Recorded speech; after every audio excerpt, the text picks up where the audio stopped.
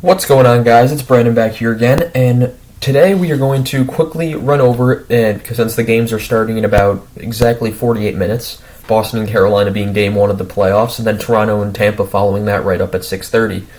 So we're going to try to get this done as quickly. This is the final power rankings of the year, and there will be another power rankings video where we look at the averages of the teams and see what they did average-wise, but here we are at the end of the year. They're in the league standing format, meaning this is the actual standings of how many points based off how many points they had. And we're gonna look at from the start of the year how close I was to once again predicting the exact power rankings. We'll start with the bottom. 32nd, we had Montreal. Montreal I had originally in 20th. They were down 12 spots into 32nd, and they just had an awful year. Nothing went right. Weber, Price, Deneau, all of them were gone. There were injuries. Nothing was going right. And that's why Montreal ended up 32nd. 31st, we kind of expected this. Most people expected them to be lower, but Coyotes, I nailed them 31st in the league. And yeah, so nothing really to say much about the Coyotes. We knew this was going to happen. 30th, we have Seattle. A bit unexpected. 15 lower than what I originally had them during the preseason power rankings. With Seattle's goaltending and their defense, you expected them to be able to keep the puck out of the net, not score a lot, but keep the puck out of the net. They did the complete opposite. Grubauer and Drieger, no matter who was in net, the puck was going in. The defense turned to essentially crispy flakes, and it was like a Swiss thing of it was like a slice of Swiss cheese in net. Philadelphia down 7 spots from where I predicted them. I didn't think they were going to have a great year. I didn't think it was going to be that bad either. Just utter collapse on Philadelphia's part, and them Chuck Fletcher, their GM, doubling down on it. It's kind of a what the heck are you doing move. New Jersey down 1 spot. I was pretty close on this one. I didn't think they were ready yet, but they did make significant strides. We showed that Jack Hughes is going to be a prominent role. Nico Hischier is going to be the captain. Dougie Hamilton is a piece of the puzzle, but they need more than that. Jesper Bratt, Igor Sharangovich can be pieces to build off of as well. And what they really need, this team, is a defense and a goaltender, because now the question is in goaltending for the Devils, and I guess we'll see what is to come. Number 27, down 14 spots from where they originally were, is Chicago. I originally had this team in 13th, and boy did they basically throw me around and punch me in the face with what they performed on the ice. Horrendous year for Chicago. We go over it on the BFRs. We've already gone over their season. I'm not going to talk much on Chicago, but it was horrible and way underachieved after bringing in Fleury and Seth Jones. 26th, I nailed it with Ottawa. Pierre Dory and their GM said they were out of the rebuild, and I said, no, you are not, and I'm happy I was right. Detroit down 2 spots, not too far off them. They had a good year from the start. They were winning a bunch of their games. They were close to a playoff spot for a little while until they kind of fell off. But then when they fell off, it was fast. They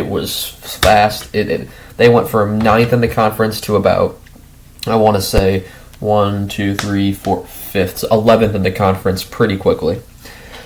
Or no, 11th, no, 10th 12th. 16th, 15th, 14th, 13th, 12th. 24th spot, we have Buffalo up 8 spots. I originally had Buffalo in 32nd. They impressed a lot of people and showed that they know what they're doing and are building towards something. They have pieces they have a ton of first-round picks on their roster. Owen Power looks like he's going to be good. You have Peyton Krebs. You have Rasmus Dahlin. You have a 41-year-old going to be next year, Craig Anderson from my hometown. It's pretty funny when you put it that way. But yeah, Buffalo, there's a bunch of youth in their lineup, and they're ready, I think, in a few years that are going to be a dangerous team coming in. And we'll see what they do with some of their pieces this offseason, whether they're going to add in free agency, possibly get a big name piece. And they have the cap space to do it, so I don't see why not. 23rd, we have Anaheim, who was 7 spots up from where I had. They were in a playoff spot for a while. They could have been a lot more than 7 if they made the playoffs. But overall, Anaheim had a pretty good year. They sold at the deadline, which is part of their complete collapse at the point. But yeah, not a bad year for Anaheim, and I'm proud of them. San Jose up 7 spots. I mean, they are up 7 spots, but they're exactly what I expected them to be, 9 in the playoffs. So unlike Anaheim, where they had a good stretch, San Jose really was just mediocre for most of the year, and they don't want the rebuild. So I'm not sure what this team is going to do. This team's going to be locked in long-term hell with the way they're going. Up 7 spots again is Columbus. Again, they had a bounce back. They had a bit of a bounce back year, nearly clinching the losers bracket of the Eastern Conference. But yeah, that's kind of what Columbus was. Now down 15 spots, the Islanders. They had 13 games on the road. I am sure they'll be back next year, but the Islanders, they just did not have a good start to the season, and it was just not a good season all around. And you think they're going to turn it around. They re-signed guys, so showing that Lou Lamoriello has faith in this team. The question is whether if that is misplaced faith, and will they be able to bounce back next year. In 19th, moving down 11 spots, is Winnipeg. Another disappointment for me. This team on paper is fantastic. It's broken record saying it, but Winnipeg just fell out. They fell, and they fell hard. They just did not perform up to expectation. 18th, Vancouver, down 1 spot from where I originally had them. I expected them to be close to the playoffs. Not exactly in, but close, and that's exactly what they were. I bet next year they will be in it. Down 13 spots, Vegas, another huge disappointment like Winnipeg. Like Chicago. This team has a bunch of stars, and they have no depth, but their depth is mediocre at best. They have some solid players. They brought in Jack Eichel. They sold off Marc-Andre Fleury, the reigning Vezina winner, and they didn't even get Eichel till February. When he came to the lineup, he didn't impact it in a fantastic way. So what Vegas does in the offseason is going to be very curious. Probably going to trade Dadonov. There's really no way around that now. But we'll see if they trade anyone else to make better their cap situation. Moving into the playoff teams, 16th we have Nashville, up 9 spots where I originally had them. Nashville had a bounce-back year for many of their veterans. Duchesne, Johansson, Forsberg was good, EOC was excellent, Saros carried them for a majority of the year, except for a little cold stretch. But now he's injured, and that's why they really don't have much of a chance against Colorado. In 15th we have Dallas, and Dallas, up 1 spot from where I predicted them, but I did not have much faith in them near the start. They just haven't looked right. They've looked like a one-line team for most of the year, and that's been Hintz, Pavelski, Robertson, and then Jake Ottinger standing at his head. That's been this team for me, basically. And I've seen them play several times this year. They played against the Hawks several times. I've seen them just on TV tons of times, and they just don't look right. Like they don't look like they are a playoff team the way they play. This team doesn't have the Sagan and Ben aren't what they are. They're clearly going through injury. Radulov is older, and the defense it keeps pucks out of the net, but it's Klingberg and Heiskanen. I'm starting to have my questions about them. I can't lie. I really liked Klingberg, and I really like Heiskanen. Heiskanen especially. Klingberg, I always him up in franchise mode because he does good work. But yeah, Dallas just seems off. I'm doubting whether they'll be in the playoffs yet next year or not. Debating on whether Ben and Sagan can bounce back because Robertson, Hintz, and Pavelski cannot do this alone. 14th, we have the Kings, 10th spots above where I expected them to be. Fantastic year from the Kings. Philip Deneau coming right in and making himself right at home. Jonathan Quick with an awesome bounce-back year. Dustin Brown, motivation. Anze Kopitar doing what he does. And they got a bunch of youth in the lineup. Sean Dursey on defense. Adrian Kempe up front. Cal Peterson in net to back up Jonathan Quick. This team has a bright future. Down 10 spots from where I had them is Washington, and it's just because I had them as the winning the Metropolitan Division as they usually do. However, they didn't, so they're a wild card too, and it shows that they're on the downward trend. And it shows that even though Ovechkin's still scoring 50, this team isn't going to be fantastic forever. There's going to be a time when Ovechkin, Backstrom, Oshie, they're all going to be gone, and Carlson, they're all going to be gone, and it's basically seeing a prelude to what that could look like. Pittsburgh down 1 spot. I almost nailed Pittsburgh. But yeah, same with Washington. They're starting to head downwards. They won the division last year, and Although they got Letang had a career best year, Malkin was injured for a lot of it. Crosby had some milestones. Jari bounced back after a brutal playoff loss to the Islanders in 2021. But Pittsburgh is another team. The Crosby, Malkin, Letang, they're not going to be around forever. They still have Jake Getzel, who's young. Brian Rush might be a UFA. Who knows if he's going to re-sign with Pittsburgh right now, with Malkin and Letang as well. It's going to be a lot of questions entering the offseason going for Pittsburgh.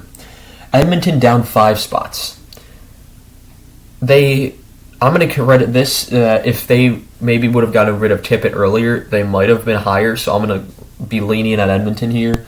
But it's going to see if they flame out against the Kings again. If they flame out in the first round again, it's going to be quite interesting to see what's going to happen with the Oilers. This team needs to go at least 2 rounds. Beating the Kings is an absolute must on paper. And then against Calgary, I can see a loss there. Calgary is a superior team with much better depth. But we'll see when it comes to this. I don't believe Edmonton plays tonight. So, yeah, they don't play tonight, so we'll see. In 10th, I nailed Boston. Boston at 10 was a nail for me. And the funniest part is that they're the first wild card, so it's really interesting how things work out like that. Boston, still 50-win team, still dominating. Oh, but you're still the 4th in your division. That's the Atlantic Division for you. Brutal. But, yeah, Boston, Bergeron's still doing well. I think he's 38 now. Pasternak's hurt, but he's been doing fine. They have Swayman and Allmark in net.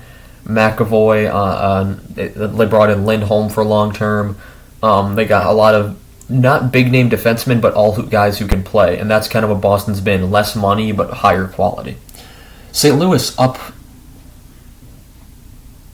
I think I kind of forgot to write their number, but I believe I had them in around this area last year in the 6th seed. So I'll say they were about. I'll say up about 13 spots, I guess. 13 sounds like a good number. But, yeah, St. Louis proved me wrong. They were the 5th. They were 5th in the, actually I had them making the playoffs probably, so I probably had them a lot less than that. Probably like, it really doesn't matter. I'll just put 8 to make it easier. But St. Louis bounced back year for sure after being swept by Colorado in the first round. People thought they were going to fall out a bit. Nope, they come back strong as ever, and they play Game 1 against Minnesota tonight. And we'll see how they do. And moving on to the top 8, where we have the Rangers up 10 from where I had them. The Rangers have proved a lot of doubters wrong, and it's going to see if this is going to be able to translate into playoff success. Panarin's been firing on all cylinders. They have Zibanejad, Shesterkin in net, Fox on the blue line. We're going to see if this group of that not very experienced young guys are going to be able to match up with the all veterans of the Pittsburgh Penguins. And I think it's going to be a good series, as the Rangers and Penguins, they met each other a lot in 2014, 15, and 16, but that era, part of that era is over. The Penguins have a majority of their team still from those eras. But Rangers have a completely new look this time around, and we'll see if Igor Shesterkin can play the role of world beater, such as Henrik Lundqvist did in his time. In 7th, I nail it again as Tampa Bay Lightning, 3rd in the division, but going up, probably favorites going up against Toronto, that's the second game tonight. We'll see how Tampa fares. There's nothing really more you need to say about the back-to-back Stanley Cup champions, so we'll move on. Calgary up 13 spots after not making the playoffs last year and woeful underachieving. They are finally at the top of their division again, and they're my picks for the Cup if you saw my bracket video yesterday. And yeah, I've realized I've been talking very fast, so it's hard to comprehend a lot of what I'm saying probably, but I'm just trying to get this done so I can upload it, have everything ready, and so when the games are ready to start, I'll be able to be there and watch. But so yeah, I apologize for that. So yeah, Calgary finally living up to their potential, acquiring Tyler Toffoli, Kalle Järnkrok. Jacob Markstrom's been a beast. Only thing I can really see a fluke in is possibly their lower defensive pairs, but even then, Zadorov and Gabranson are big bodies that can move you. In 5th, we have Minnesota up 7 spots. I knew Minnesota was going to be pretty good. I didn't think they were going to be this good. 113 points, franchise record by I think 11 points. And phenomenal year by Minnesota. Kaprizov leading the charge with 108 points. You have Fiala, you have Boldy, you have Zuccarello, you have Foligno, you have... Why can't I remember any of their names right now? But on the defense, then you have Spurgeon, Dumba, Kulikov, and net, of course, Cam Talbot, All-Star, Marc-Andre Fleury, proven Vezina winner, 3-time Stanley Cup champion. What else is all Minnesota needs to do to prove it is go on a little bit of a run here for the first time since really 2003. And that was their third year in the league, so it's about time they're due for a run. That was 19 years ago. I wasn't born, so we'll see if they can prove themselves here. Especially but when their cap penalties are going to start kicking in pretty bad next year. Toronto up 10 spots shows that they are meaning business this time around. Unfortunate for them that they have to go up against Tampa in the playoffs, but it's a great test to see if they're really going to be competing with the best of the best, if they are going to be able to compete with the big dogs like Tampa and Florida, Carolina, and we'll see if they are able to live up to the challenge, or will it be marked with another Game 7 disappointment as I predict. Carolina up 6 spots. Nothing really new there. Carolina about in the same spot last year. I believe they were actually second in the league last year. But Carolina's still showing that they're strong. Their depth is fantastic. Their defense is solid, best defense in the league. Frederik Andersen will not be starting Game 1, however, as I just saw in the Hockey Guys YouTube video. So we'll see who's going to be put in net for Game 1, whether it's going to be Antti Ranta, who's had some playoff experience with the Blackhawks, and he was also the backup goalie for the Coyotes when they went on that 2020 run. And then we also have, this is also part of the Rangers, I think, when 2016 for that short period or that time or whatever. And then you also have, I forgot, it's like Peter Kortkov. I don't really know how to pronounce his name, but we'll see if he even gets handed the reins. Knowing Rod Brind'Amour, their coach, who knows exactly what he's going to do. He was with that 06 Hurricanes team, and they're going for another one.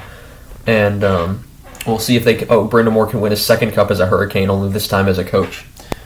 Number 1 and 2, I can't put them apart from each other. The winners of the East and the West. Number 2, Colorado. Number 1, Florida. I have predicted them both in the same exact spots. Florida with the President's Trophy. I am so happy of that prediction. And if we go back to my preseason power rankings, I said it. The Atlantic Division predictions, I said it. The reviews of the divisions of the predictions, I've said it. This team, I think, is ready, and it's gonna. If they don't go on a run this year, this is a utter failure. For Florida this year, it's truly cup or bust. But also for Florida, this is a younger team, so they can run it back in the future. The only person I can see that's a pretty old on their team is Joe Thornton and Patrick Hornquist. But for Joe Thornton, there's going to be a lot of motivation in Florida, I believe. Same with what's his name, Claude Giroux on the team as well. Claude Giroux might even resign for a few more years. It's been in the news rumors. So Florida and Colorado both, for them it's cup or bust. Colorado trying to shake off the demons of the second round. Florida trying to shake off the demons of not winning a round since 1996 when they were last in the final, who they lost in a sweep to these guys, the Colorado Avalanche. So a lot of reuniting factors here, and what's funny is that Carolina wasn't even in the league by when that happened. Neither was Minnesota. Tampa was. They were only 3 years in though. But yeah, so a lot has changed since then. Obviously, the players being the biggest factor. But both teams are loaded with stars, loaded with talent, and I think it's going to be a very interesting playoffs. Let's see if Colorado and Florida can both overcome the demons that are beneath them. But yeah, so that was essentially the regular season, and we'll see now in the playoffs whether or not these teams will live up to the hype, such as the top 8 especially. My cup winner right here is in the number 6 spot. My finalist is in the number 1 spot. Final 4, Colorado and the Rangers. And the teams that went around, Tampa, Minnesota, Carolina, and Edmonton. But yeah, that's how you see it from this perspective. But I hope you guys enjoyed this one. Let's get ready for the playoffs. Let's start watching them tonight. If you're seeing this video at a later date, well then we'll see what the playoffs are like, and you already know. So we'll get to that. But yeah, I'm going to go get ready for the playoffs. They start in about 28 minutes from now. So I'm going to sit back, relax, have some dinner, and watch these games. So thank you guys for watching, and I shall see you guys in the next one. Goodbye.